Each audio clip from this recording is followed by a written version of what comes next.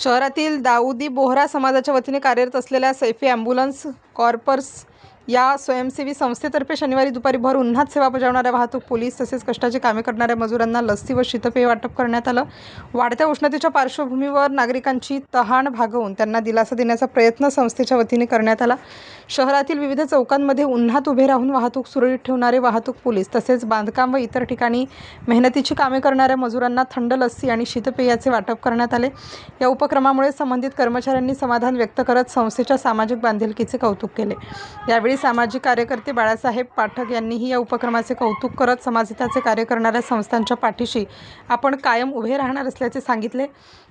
समाजातील गरजू व सेवा बजावणाऱ्या घटकांसाठी अशा उपक्रमांची गरज असल्याचे त्यांनी नमूद केलं।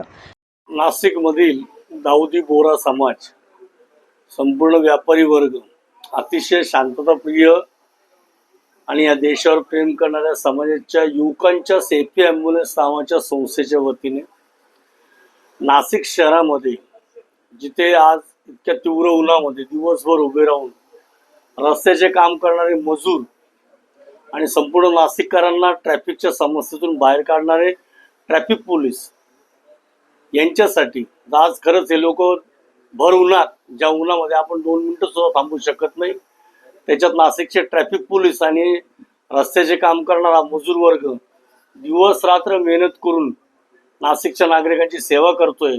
आणि या लोकांची सेवा करण्याची इच्छा आणि तळमळ दाऊदी बोहरा समाजाच्या सैफी ॲम्ब्युलन्स नावाच्या युवक वर्गाने केली। आणि नाशिकमध्ये शहरामध्ये जिथे जिथे रस्त्याचं काम चालू आहे, गंजमाळ, द्वारका, शालीमार, इंदिरानगर, त्र्यंबक नाका, इथे प्रत्येक ठिकाणी जाऊन त्यांनी शीतपेय, लस्सी आणि नाश्त्याची व्यवस्था करून दिली आणि त्या लोकांचे आशीर्वाद घेतले।